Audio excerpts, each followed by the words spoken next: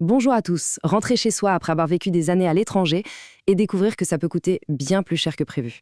C'est le choc qu'ont eu de nombreux Israéliens suite à une décision de justice toute récente. On va parler de fiscalité, oui, mais surtout de ce que signifie vraiment revenir à la maison. La question centrale, elle est assez simple, mais ses conséquences financières sont énormes. Est-ce qu'un citoyen israélien qui revient vivre dans son pays doit être traité différemment d'un nouvel arrivant sur le plan des impôts? C'est ce dilemme qu'on va décortiquer aujourd'hui. Bon, pour bien saisir l'enjeu, il faut d'abord comprendre qu'il y a une distinction très importante entre deux statuts officiels. Alors voilà, d'un côté, on a le Oléa Hadash, c'est le nouvel immigrant. Lui, il a droit à un vrai coup de pouce fiscal pour acheter son logement, ce qui est une aide précieuse. Et de l'autre côté, on a le Toshav Choser, le résident de retour. Lui, il revient sur sa terre natale, mais bien souvent, il doit payer le taux plein pour la taxe d'acquisition. C'est cette différence de traitement qui est au cœur de toute l'histoire. Et cette inégalité, elle a été mise en pleine lumière par le combat juridique d'une femme, Netat Subner. Son cas est devenu un symbole. Imaginez un peu le parcours. Après 10 ans passés à l'étranger, Netat Subner revient en Israël en 2015.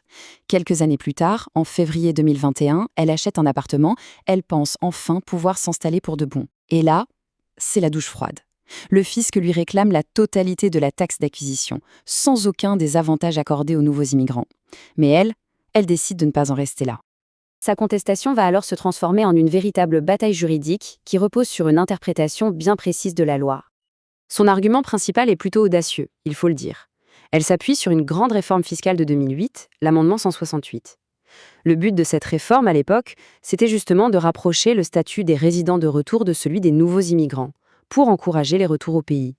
Pour elle, la logique était donc limpide. Si les statuts sont alignés pour plein d'autres taxes, pourquoi pas pour celle-là, la taxe d'acquisition? L'affaire est donc portée devant la commission d'appel du tribunal de district de Tel Aviv. Et là, la décision est très attendue, parce qu'elle pourrait changer la vie de milliers d'Israéliens. Et la réponse du tribunal a été on ne peut plus directe. L'appel est rejeté. Le juge Harry Kirsch, qui présidait la commission, a résumé la décision avec cette phrase. En d'autres termes, la loi est écrite de manière tellement précise qu'elle ne laisse aucune marge de manœuvre, aucune place à l'interprétation. Ce n'est pas l'esprit de la loi qui compte ici, mais bien la lettre. Et voilà pourquoi. La raison est inscrite noir sur blanc dans l'article 12. Pour avoir droit à l'avantage fiscal, il faut détenir l'un de ces trois documents et pas un autre. Un visa d'immigrant, un certificat d'immigrant ou un permis de séjour temporaire de type A1. Netat Subner, avec son statut de résidente de retour, n'en possédait aucun. Juridiquement, l'affaire était donc close. Mais au-delà de son cas personnel, cette décision a des répercussions bien plus larges pour tous les Israéliens qui envisagent un jour de rentrer au pays. Concrètement, qu'est-ce que ça change? Eh bien, cette décision grave dans le marbre la différence de traitement. Pour les résidents de retour, ça veut dire un fardeau financier beaucoup plus lourd au moment de se réinstaller. Ça pourrait même en décourager certains de rentrer. Et surtout, le message du juge est très clair. Si un changement doit avoir lieu, ce n'est pas aux tribunaux de le décider, mais aux législateurs, aux politiques. C'est un rappel assez direct du principe de séparation des pouvoirs. La voie judiciaire étant pour l'instant fermée, le débat se déplace maintenant sur le terrain politique.